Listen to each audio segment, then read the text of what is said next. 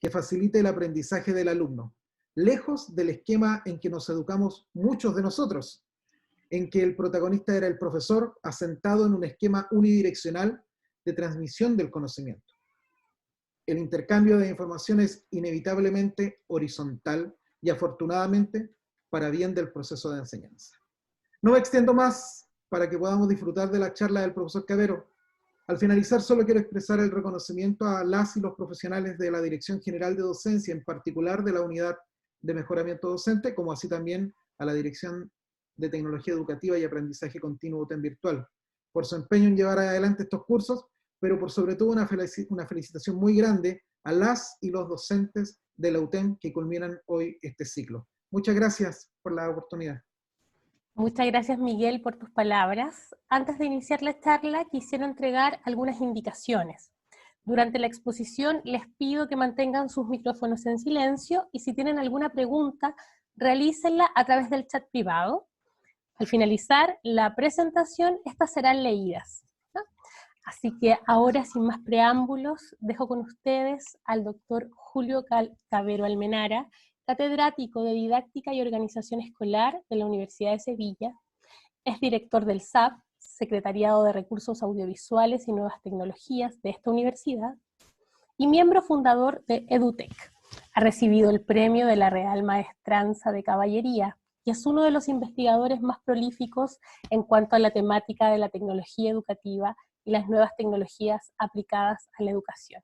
Hoy tenemos el honor de contar con su presencia. Doctor Julio.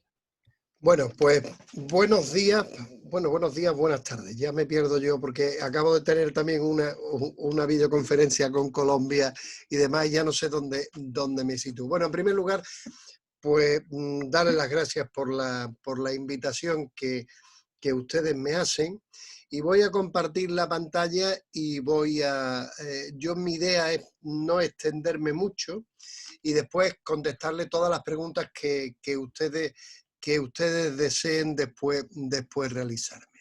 Vamos a ver si creo que se ve la pantalla, ¿no? La presentación, creo, ¿no? Sí. Bien, a mí me han pedido que yo les hable a ustedes sobre formación y competencias del profesorado en la era digital, y ya el vicerrector ha dicho, pues yo creo que algunas ideas que perfectamente pues yo comparto con él. Y yo les voy a tratar esos puntos que ustedes tienen puestos ahí en la pantalla, ¿no? Quiero hacer unas referencias iniciales, quiero ver también pues cómo se están creando nuevos escenarios formativos y eso implica nuevos lenguajes y por lo tanto también nuevas necesidades de que nosotros como docentes nos vayamos preparando. Hablar un poco de qué puede ser eso de la competencia digital, que en su momento, bueno, pues empieza a ser como una palabra mítica que estamos empezando ahora a utilizar todo el mundo, y también quiero, pues bueno, hablar algo sobre, desde mi punto de vista, cómo yo entiendo que se deben formar a los profesores para el manejo desde un punto de vista didáctico en las tecnologías de la información para incorporarlas en los procesos de enseñanza, aprendizaje, y después también finalizar con una serie de referencias finales. Y ya comenzando con esas referencias iniciales, yo creo que todos los que estamos aquí estamos completamente de acuerdo de que la sociedad ha pasado por diferentes estadios.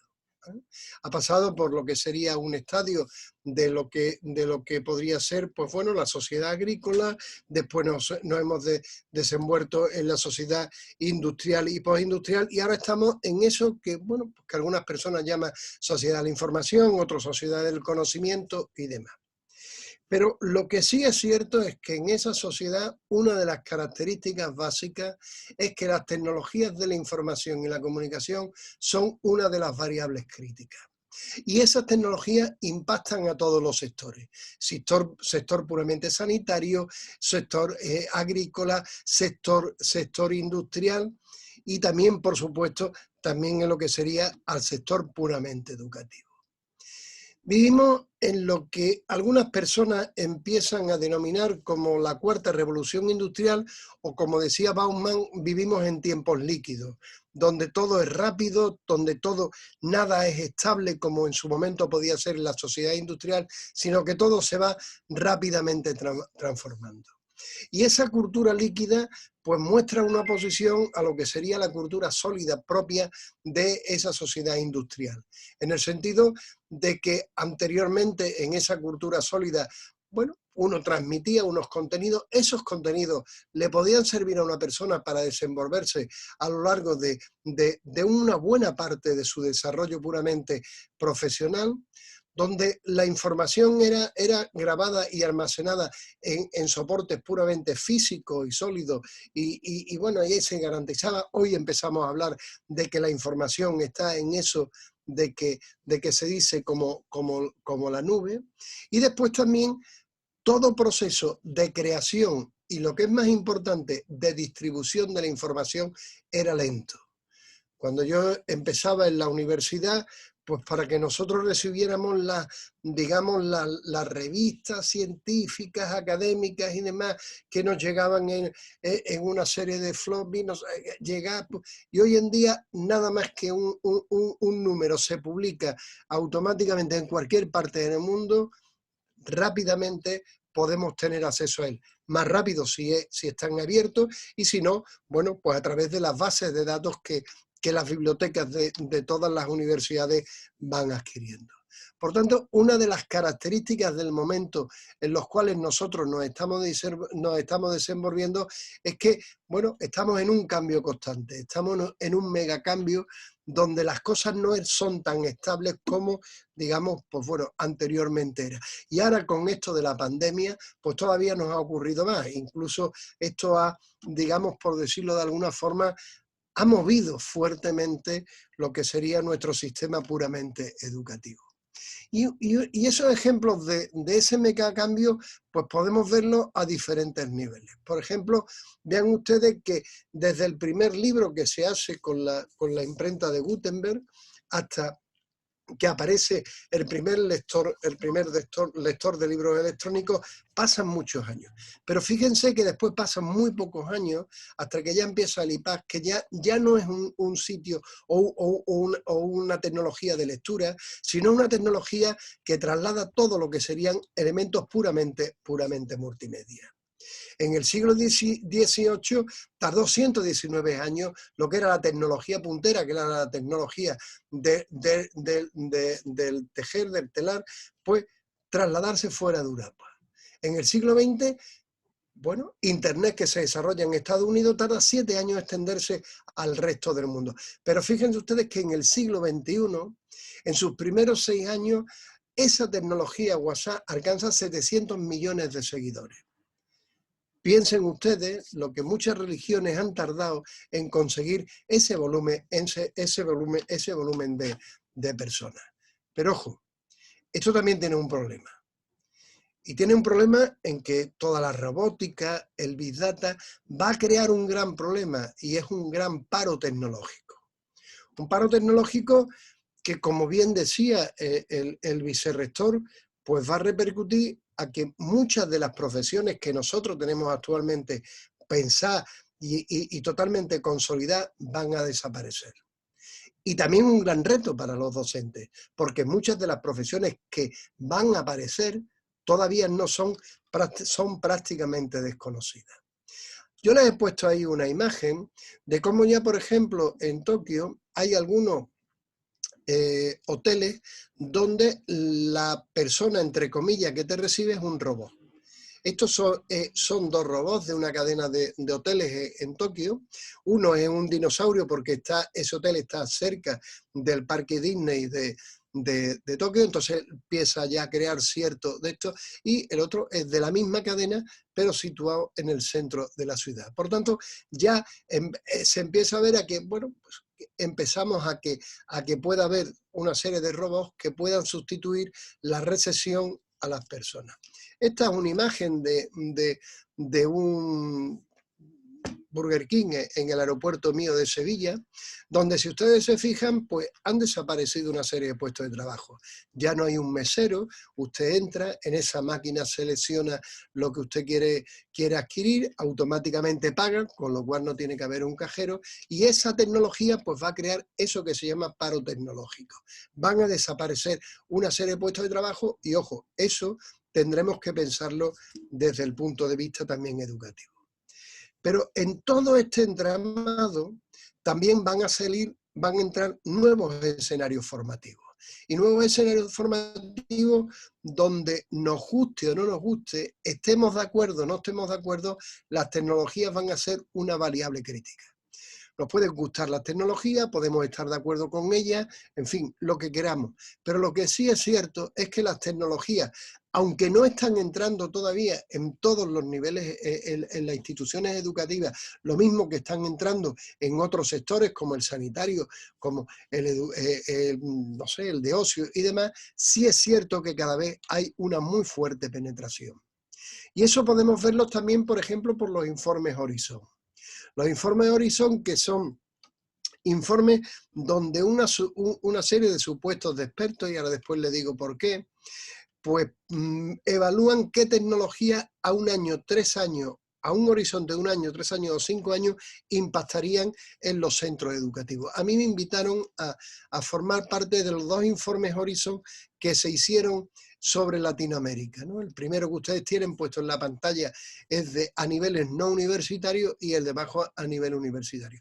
Y fíjense cómo se decía aquí, y este ya es un informe que se hizo en el 2010-11, ahora mismo la precisión, como decía, que bueno, que en 1 año menos entrarían a formar parte de las instituciones, los entornos colaborativos, los medios sociales han entrado, a 2 años o 3 los contenidos abiertos y móviles, y a 3 años o 6 realidad aumentada, la web semántica y demás. Y fíjense cómo a niveles universitarios se empezaba a decir contenidos abiertos, aplicaciones, computación en nube, las tabletas, tanto y demás.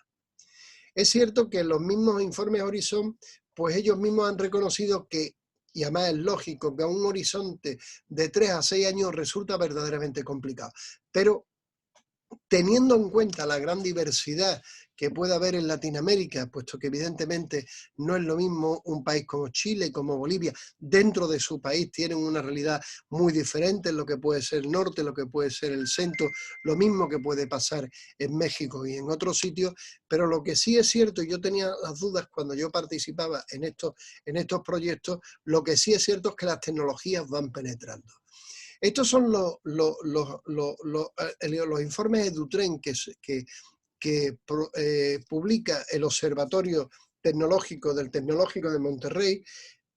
Y fíjense cómo decían que en el año 2015, pues bueno, empezarían a incorporarse pues, Internet de las cosas, realidad aumentada, entornos personales, etcétera, etcétera. El centro que yo dirijo en la Universidad de Sevilla, pues por ejemplo somos punteros en la producción de objetos de aprendizaje en realidad aumentada. Pero, ¿cuál es la clave desde mi punto de vista de todo este tipo de cosas y qué es lo que a nosotros nos tiene que preocupar? Bueno, antes las cosas estaban claras. Ahí tienen ustedes los medios en los cuales nosotros nos comunicábamos. Eran medios que tenían un lenguaje específico. Y por tanto, la alfabetización podía entenderse como la capacidad de saber leer, escribir y decodificar ese tipo de textos que hay ahí. Y bueno, la imprenta jugó un verdadero importante, jugó un papel importante de democratización de la información. Pero ahora nos encontramos en otra situación completamente diferente. Y es que nos encontramos en una sociedad donde tenemos una cultura completamente multimodal. Aprendemos, nos llega información a través de diferentes soportes, diferentes tecnologías y lo que es más importante, diferentes lenguajes. Y por tanto, tendremos que, si queremos estar alfabetizados para desenvolvernos en esta sociedad, pues tendremos que saber cómo decodificar y codificar la información que en su momento se puede presentar ahí. Puesto que hoy el proceso de producción y difusión y consumo de la información, de la cultura, pues se realiza a través de todo este tipo de medios. Y por tanto, si no queremos ser una persona analfabeta, tendremos que saber cómo decodificar, cómo aprender a trabajar con este tipo digamos, de tecnología. Y por tanto, una de las claves para profesores y para estudiantes es desarrollar eso que se empieza a denominar la competencia digital. Y que también, para algunas personas, pues se asocia, aunque no es lo mismo, pero vamos a asociarlo aquí con un concepto que sería alfabetizaciones múltiples. Cómo yo tengo que saber tener una competencia de alfabetización para saber decodificar la información a través de los múltiples elementos y tecnologías y sistemas simbólicos con los cuales a mí me puede llegar la información. Pero cabría ahora hacernos una pregunta. ¿Qué podemos entender por competencia digital? ¿Qué es eso de la competencia digital?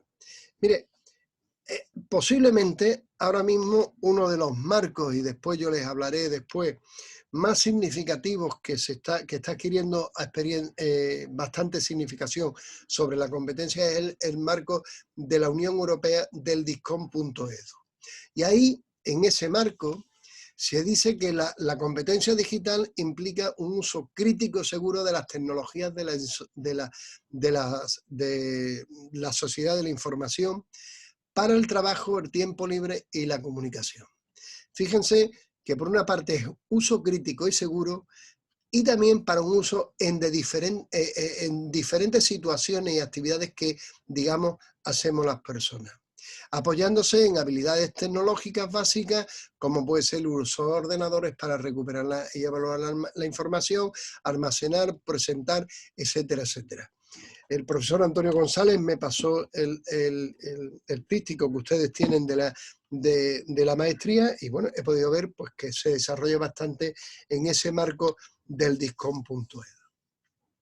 Lo que es la conferencia de rectores de universidades españolas, esa competencia digital la especifica como el conjunto de conocimientos, habilidades, disposiciones y conductas que van a capacitar a los individuos para saber cómo funcionan las tecnologías de la información y la comunicación, para qué sirven y cómo se pueden utilizar para conseguir objetivos específicos.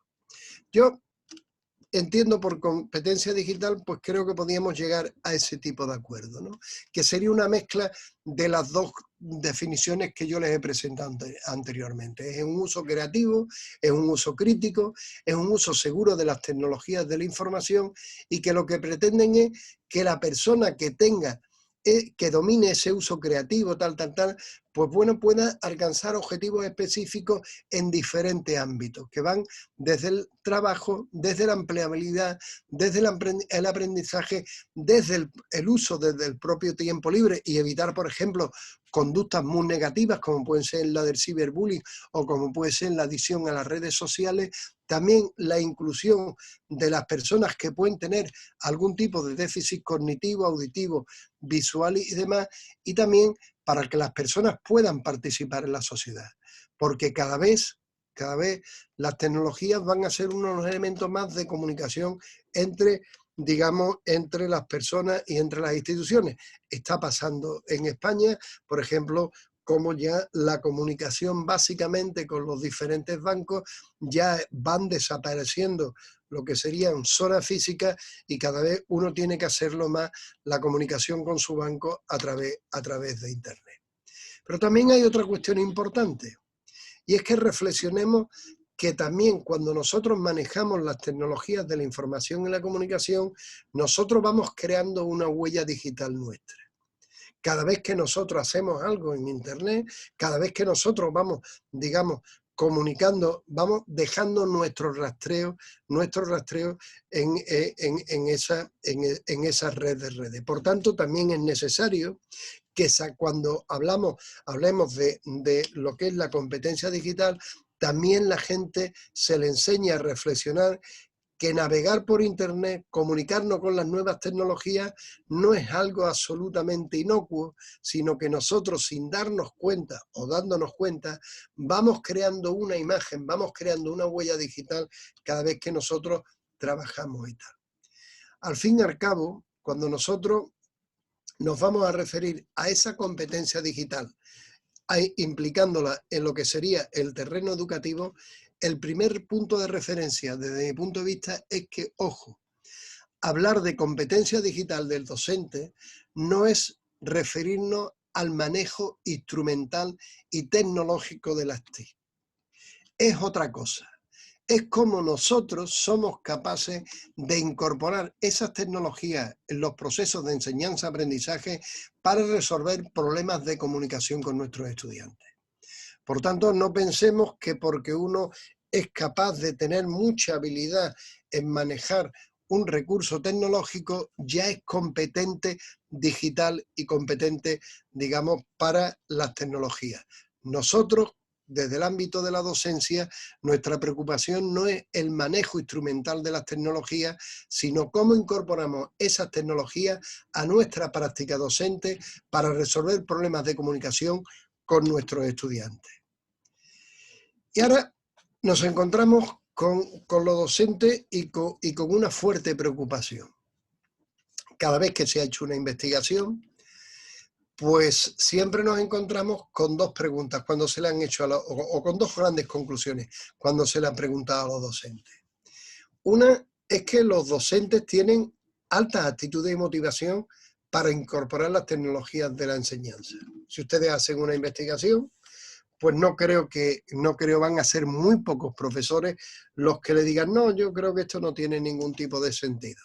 Pero ojo, también nos encontramos con otra situación, y es que cuando se les pregunta, bueno, ¿usted qué formación tiene para incorporar estas tecnologías a su práctica educativa? Normalmente los profesores suelen decir que tienen poca competencia para su incorporación a los procesos de enseñanza-aprendizaje. Entonces, bueno, nos tendríamos que preguntar eso por qué pasa. ¿Y por qué pasa? También con otro tipo de cuestiones. Por ejemplo, si ustedes revisan algunos informes últimos de PISA, se van a encontrar que no hay una correlación directa entre muchas veces la inversión económica que muchas escuelas realizan para incorporar salas de cómputo y demás, y después cómo eso se ve reflejado en el ámbito de aumento de la calidad y la ganancia del aprendizaje por parte del estudiante. Claro, ya entonces empezamos con una fuerte contradicción. Estamos hablando de que en la sociedad del conocimiento esas tecnologías pueden ser una variable crítica, pero cuando en un momento se hacen una serie de investigaciones, dice, oye, no hay una correlación. ¿Eso por qué puede pasar? Vamos a ver, por ejemplo, el resultado de otra investigación, que es la investigación TALI, donde en su momento se entrevistaron a diferentes profesores, un amplio número de profesores y a directores de varios países de la OCDE, ¿no? Y fíjense ahí el resultado que yo les pongo en la pantalla, ¿no? El 97% de los profesores se consideraban que estaban bien preparados para su trabajo docente, pero el 14% decía que exclusivamente usaba las tecnologías. Y si estamos hablando que hoy en día las tecnologías pueden ser un elemento clave, pues este dato puede ser un poco contradictorio. Yo me siento satisfecho y demás, pero mire usted, yo esto de las tecnologías y demás.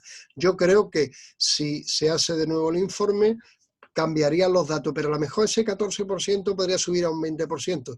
No creo que vaya a subir más. Cuando nosotros hemos hecho algunas investigaciones, y yo después al final le diré dónde pueden acceder a estas investigaciones que hemos hecho, también nos hemos encontrado pues, unos datos muy similares. Los profesores quieren estar formados en las tecnologías, perciben que puede ser interés en tecnología, pero en realidad las usan más bien poco. Y yo creo que uno de esos elementos o esas dudas o esas preocupaciones vienen muy bien por el tipo de formación que nosotros hemos hecho de los profesores para que utilicen las tecnologías de la información y la comunicación. Y ese es el punto que yo a continuación voy a tratar. Yo creo que lo primero que es verdaderamente importante es que Formar a un profesorado en tecnologías de la información y la comunicación para un proceso de enseñanza-aprendizaje es tener siempre una idea muy clara. Es lo que debe saber un profesor para enseñar con tecnología. Y digo para enseñar con tecnología, no para manejar las tecnologías. Lo verdaderamente importante es cómo yo soy capaz de crear entornos enriquecidos con las tecnologías, soy capaz de crear entornos comunicativos verdaderamente válidos para mis estudiantes. No que yo, desde un punto de vista instrumental, pues bueno, pues pueda ser una persona verdaderamente importante. Por tanto, si queremos ver eso, yo creo que hay dos puntos de vista que nosotros podemos, o dos líneas que nos pueden dar algunas pistas.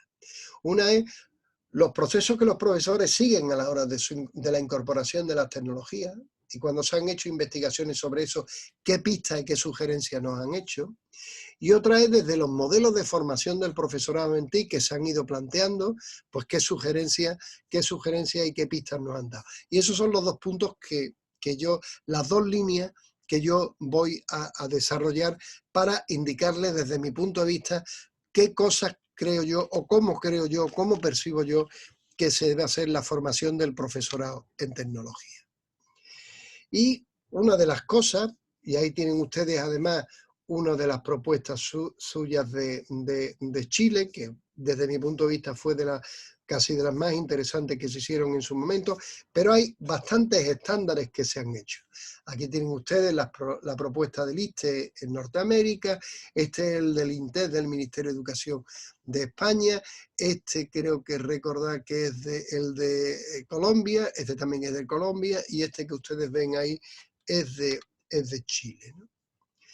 Y todas esas propuestas nos dan una serie de ideas clave. Y es la que ustedes tienen puestas ahí.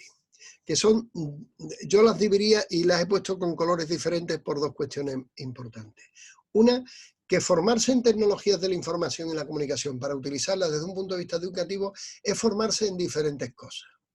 Por ejemplo, y me voy a centrar en el de su país, es que un profesor esté formado en la incorporación de las tecnologías desde un punto de vista pedagógico, desde un punto de vista técnico, desde un punto de vista de la gestión, desde un punto de vista de utilización de las tecnologías social, ética y legal, de desarrollo y de responsabilidad profesional.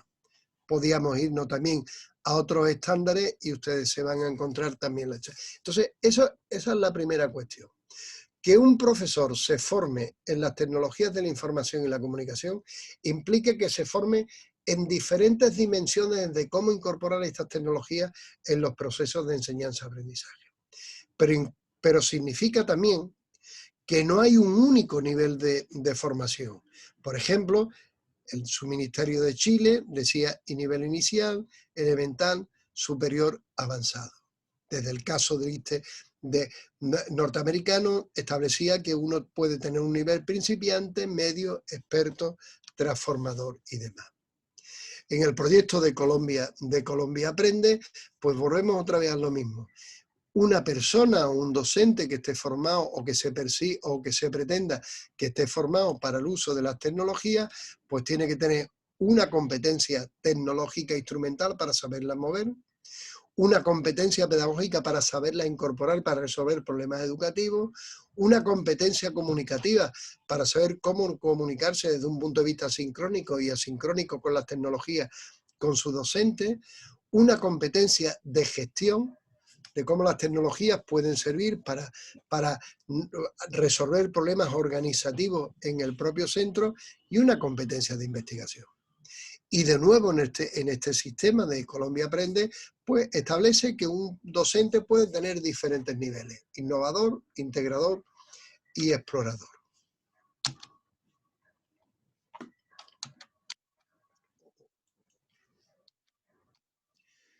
Este sería el marco del DISCOM.edu, que vuelve otra vez a ser lo mismo. Disculpe.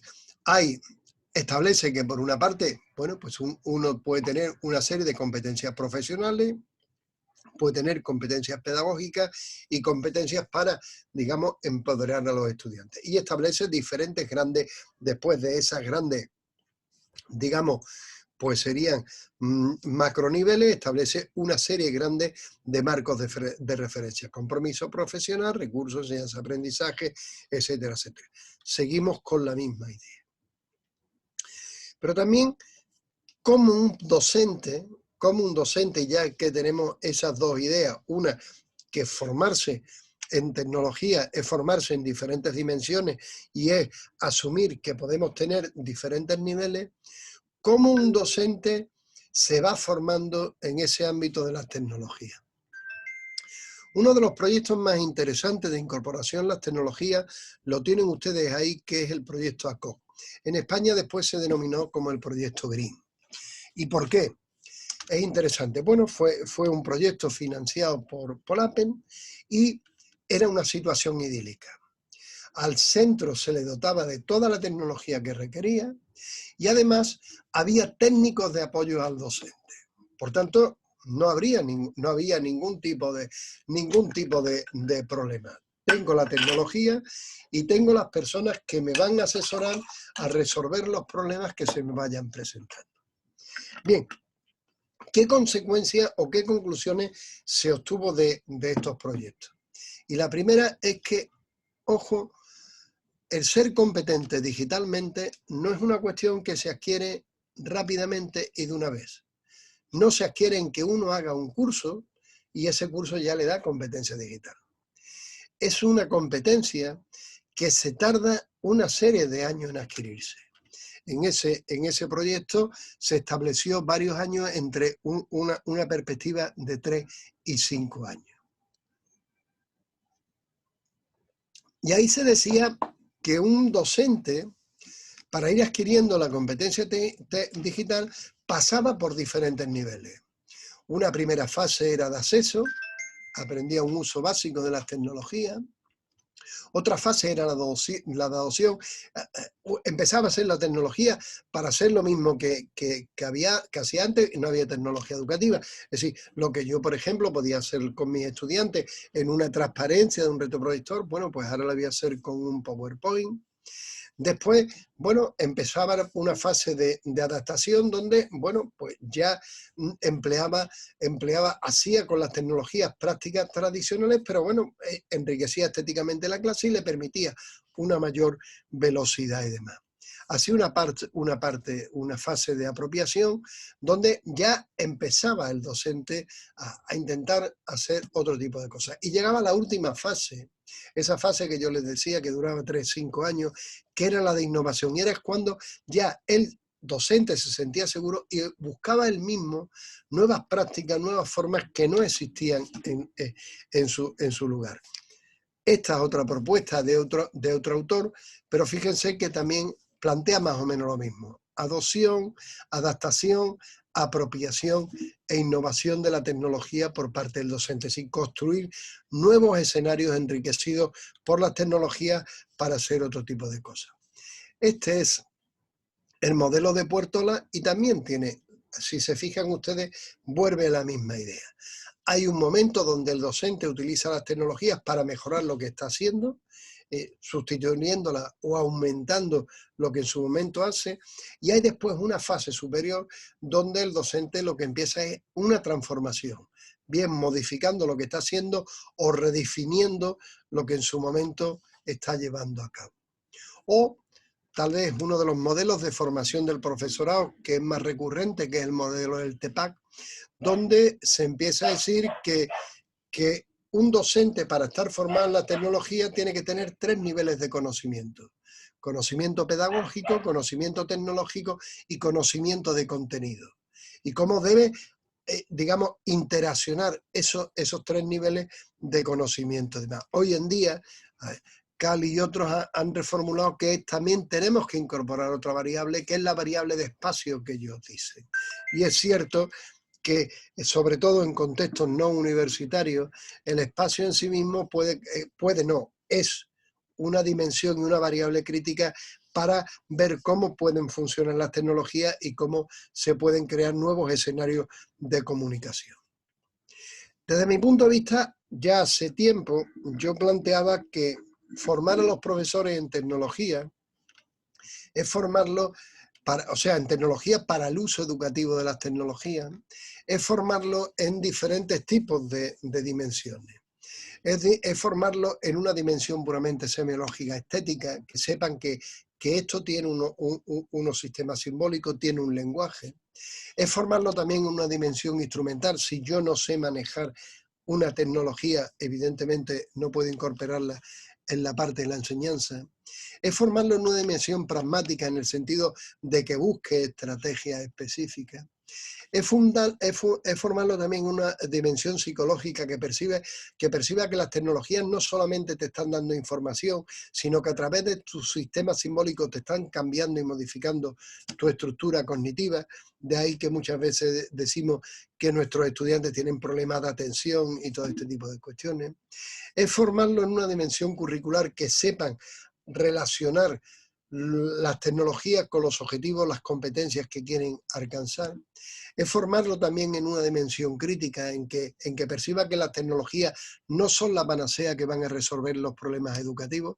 Las tecnologías son un elemento más que, bien utilizadas, nos pueden permitir crear escenarios más innovadores y demás, pero por sí mismos las tecnologías no son la panacea que van a resolver los problemas educativos de los estudiantes. Formarlo también en una posición actitudinal y crítica, ver cómo también las tecnologías le pueden servir para organizar todas las actividades puramente administrativas y hacerlo de una forma, digamos, mucho más ágil, mucho más fácil y mucho más enriquecedora. Formarlo también en seleccionar y evaluar esas tecnologías y también en ser competentes para producir esas tecnologías. Si ustedes ven y que han estado trabajando con las propuestas del DISCON Edu, este tipo de dimensiones pueden perfectamente organizarlo. Nosotros establecimos en su momento un modelo con el que estamos trabajando, donde empezamos a decir que la formación del profesorado en tecnología tiene que pasar por 3 grandes bloques. Un bloque de iniciación, un bloque de incorporación y un bloque de transformación. Y que el bloque primero de iniciación lo que debe perseguir es enseñarles cómo diseñar las tecnologías a los docentes, enseñarles cómo deben utilizarlas para la gestión y la administración, ser también investigadores con las tecnologías y evidentemente tener una cultura ética de utilizar ese tipo de tecnología. Y ya para ir finalizando, con unas reflexiones finales y que ustedes me hagan las preguntas y consideraciones que ustedes consideren oportunas.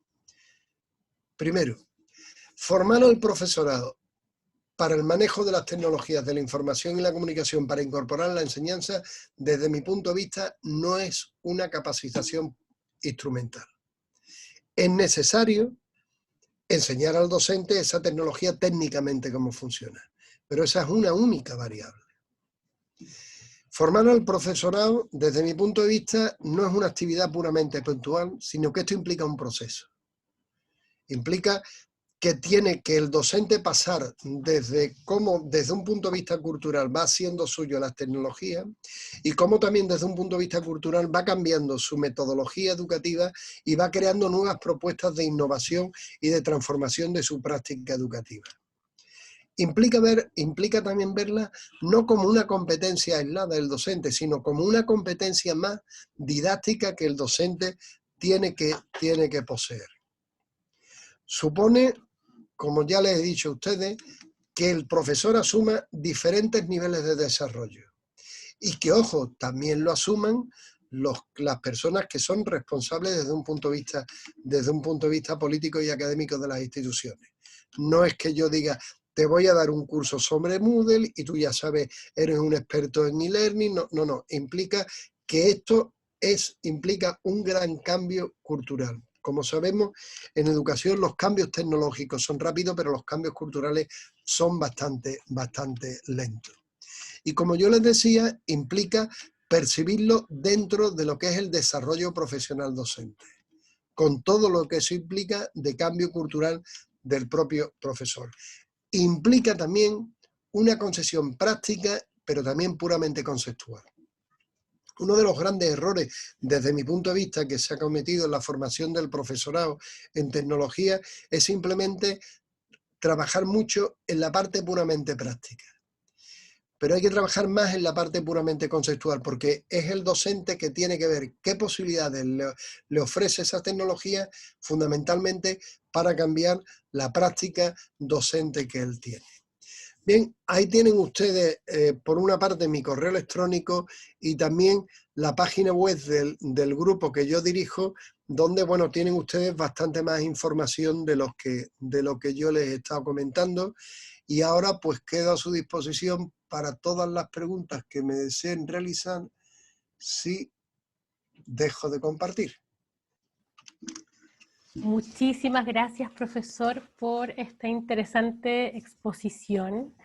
Ahora vamos a pasar a la ronda de preguntas.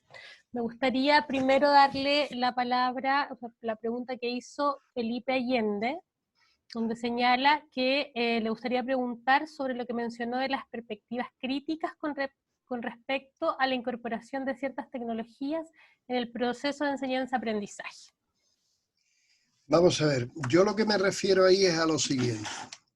Nosotros tenemos un gran problema en educación. El gran problema en educación es que pensamos que la última tecnología es la panacea que va a resolver todos los problemas educativos.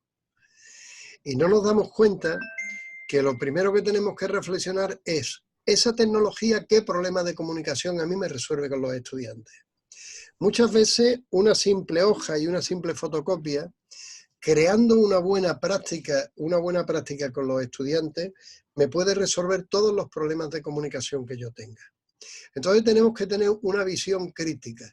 Las tecnologías tienen un gran problema y es un problema que hay un fuerte mercado, que siempre quiere empezar a decir, no, use usted esto, use usted el videodisco interactivo, la de esto y demás. Es cierto que la situación de pandemia en la que no hemos visto, pues bueno, ha hecho que se extienda lo que sea todo el tema de la plataforma y demás. Pero yo creo que hay que ver las tecnologías no como la panacea, sino como un elemento curricular más, que le sacaremos sentido y vida pedagógica si la relacionamos con el resto de variables curriculares, profesor, alumno, contenido, criterios de evaluación, etcétera, etcétera, pero nunca como un elemento aislado.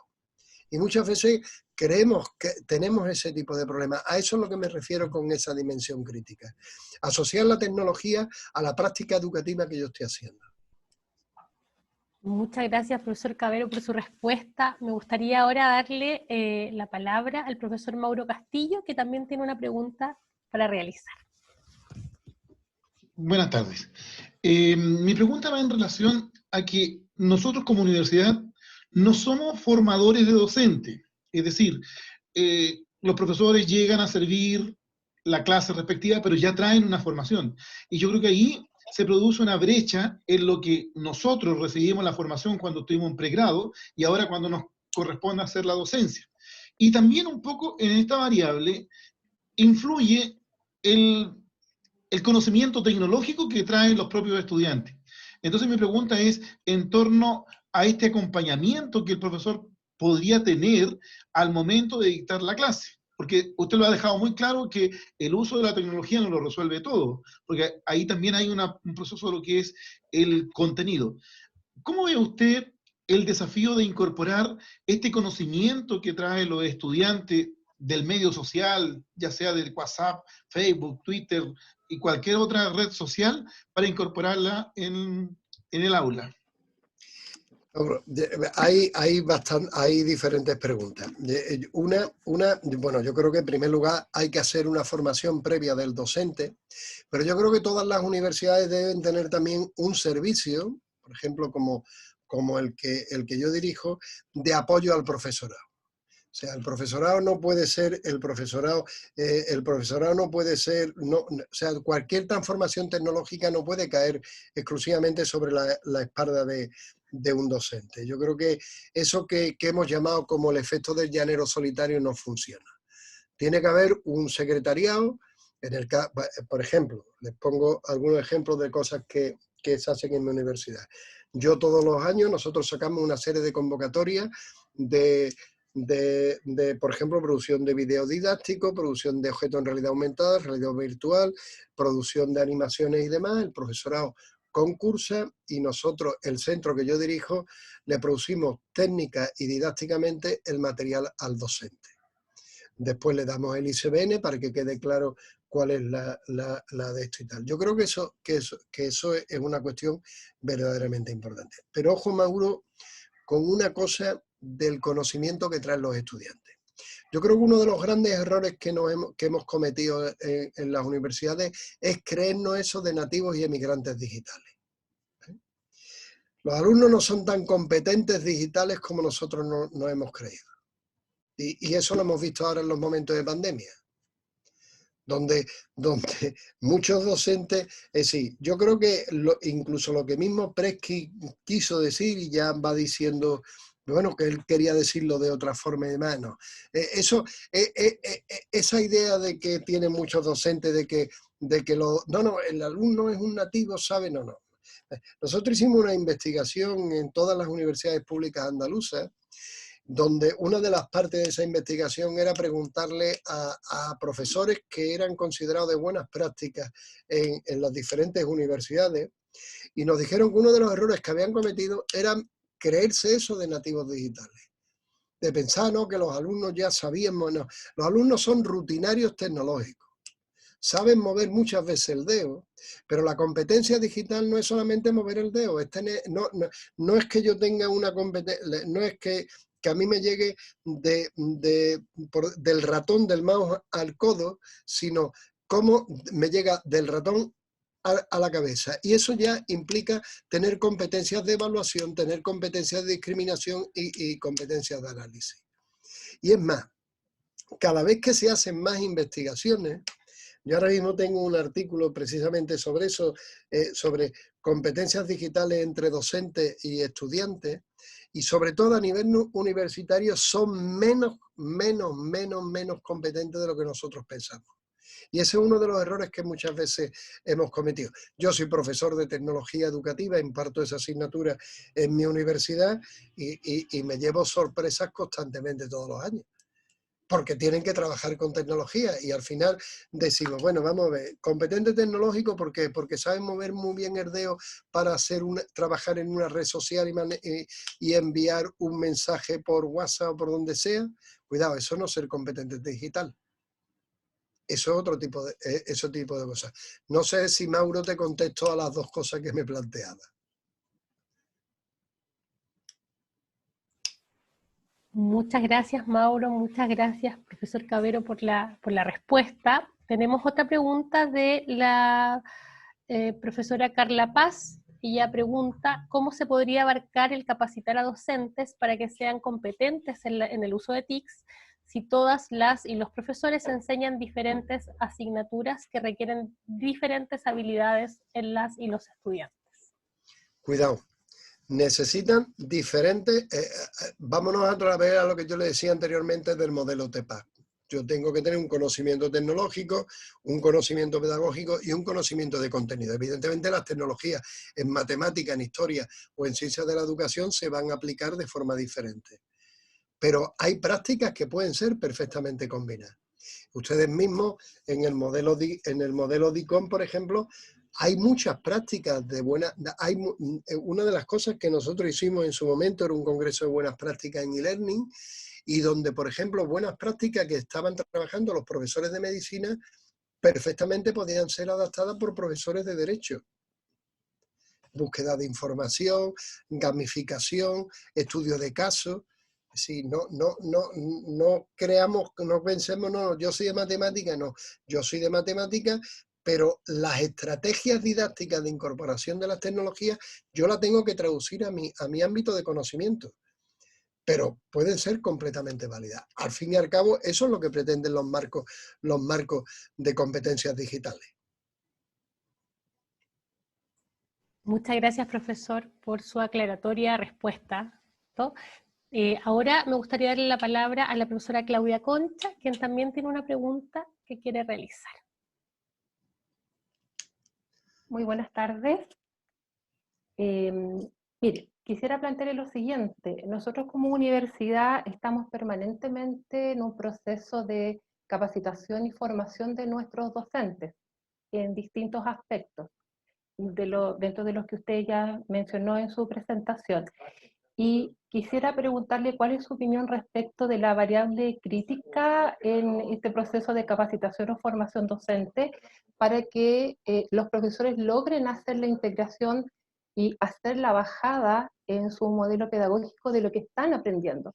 Porque muchas veces nos pasa que mientras que se está produciendo el proceso de capacitación o formación, los profesores efectivamente desarrollan sus tareas, las actividades, qué sé yo, pero luego a veces al finalizar el proceso no necesariamente hacen la integración y la bajada de ese nuevo conocimiento. Yo le voy a decir lo que yo en una universidad hice, en una universidad latinoamericana. Dividir el curso en 3 partes.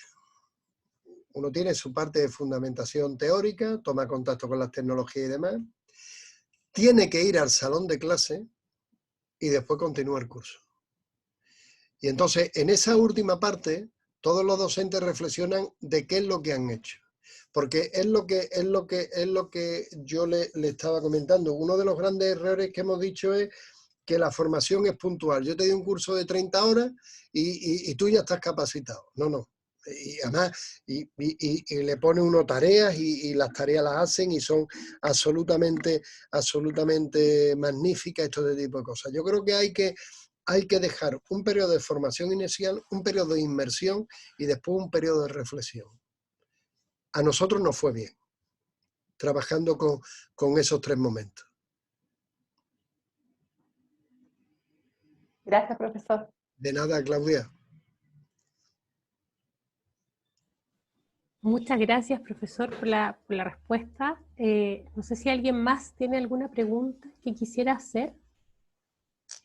Aprovechar esta instancia. Miguel. Sí, una pregunta. Primero, felicitar al profesor. Muchas gracias por su exposición. Creo que estamos muy agradecidos por los consejos que nos ha traído, por las palabras que nos ha traído. Simplemente decir de que nos ha reforzado en muchas de las ideas que ya veníamos trabajando como universidad y en otras, por supuesto, que nos ha traído innovaciones que gustosamente podemos implementar. Mi pregunta va un poco más por el área de la gestión, profesor. En base a su experiencia, ¿cómo usted ha visto que han ido evolucionando o cambiando los planes estratégicos institucionales en relación al uso de las tecnologías de información y comunicación en la docencia, llevando las TIC desde un mero instrumento de servicio para la docencia a una integración en la docencia misma? ¿Cuál es su visión ahí al respecto? Yo le digo lo que hemos hecho en la Universidad de Sevilla, ¿no? La Universidad de Sevilla, cuando en primer lugar empezó primero con un fuerte servicio de apoyo al docente. Por una parte, lo que era el Instituto de Ciencias de la Educación, que se dedicaba a la parte de la capacitación. Por otra parte, hay lo que se llama el SIC, que es la institución que se dedica, vamos a llamarla, a la parte física de las tecnologías, y el SAS que yo dirijo, que sería la parte puramente de producción tecnológica.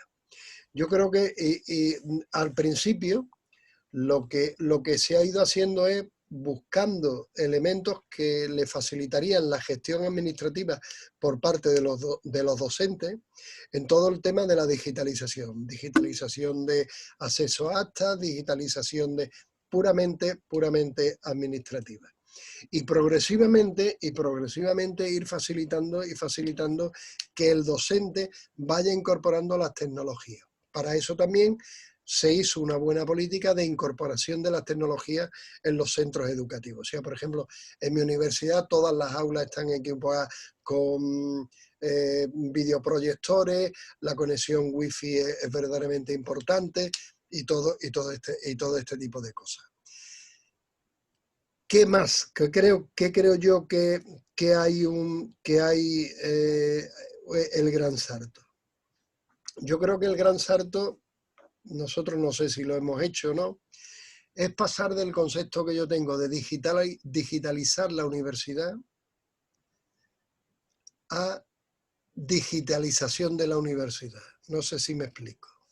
El concepto de digitalizar es meter las tecnologías, el concepto de digitalización es crear la cultura de que las tecnologías puedan servir para hacer cosas en la universidad. Ese es un cambio, volvemos otra vez a lo que yo les decía, un cambio verdaderamente lento. Para que ese cambio entre a todos los niveles, docentes, al personal de administración y servicios, a los estudiantes y demás, eso implica un cambio cultural. Entonces, yo creo que eso, pero también ir pensando con la mentalidad de digitalizar a digitalización, ¿no? Que el otro es un cambio puramente cultural. Y eso es complicado muchas veces. Y sobre todo, cuando surgen los momentos estos de pandemia, el rector creó un grupo de asesoramiento pedagógico para resolver los problemas que se estaban dando en la universidad. Y bueno, a mí me nombró coordinador de ese grupo, no por nada, sino porque estoy en el equipo de gobierno por el cargo que ocupo, ¿no? Estaban formados por eso también, cuando antes preguntó una compañera del contenido, el grupo está formado pues 3 profesores de medicina, una profesora de filología, una profesora de biología, una de farmacia, 2 profesores de informática y 2 profesores de ciencias de la educación, ¿no? Para atender todos los problemas que se estaban dando. Y nos hemos encontrado con situaciones verdaderamente complicadas y curiosas en mi universidad, de profesores que tenían verdadero miedo a enfrentarse con esto. Y ese es el concepto de digitalización que yo le hablo. Pero ese es un cambio cultural. Muy bien. Muchas gracias, profesor. No, ha sido un placer estar con ustedes y demás. Y bueno, lo que espero que a ver si pasa esto y tengamos la oportunidad de podernos ver allí en Santiago o en Chile y demás, y además también pues ver a mi amigo Antonio y demás. Les deseo que tengan un bonito día y que les vaya bien y demás, ¿de acuerdo? Muchas gracias, profesor. Y Muchas cuídense, gracias. que es lo verdaderamente importante. Chao, nos vemos, hasta luego. Muchas gracias, Profe, profesor, cuídese. por todo. Muchas Gracias. gracias a todos los asistentes por participar de esta instancia, que como institución es trascendental en este tránsito en el cual estamos, ¿cierto? Así que muchas gracias por participar. Gracias, Lorena. Chao, hasta luego, Antonio, Que hasta muy luego. bien. Gracias, Lorena. Adiós. Muchas gracias, Chao. Antonio. Gracias, Julio. Muchas gracias. Hasta luego, muchas gracias. Hasta luego. La tarde libre. Hasta luego. No. No, no, no, no. ¿Qué pasa? Seguimos. Ah, yo pensé que se habían suspendido las clases. Pero si somos alumnos, pues. Ya, chao.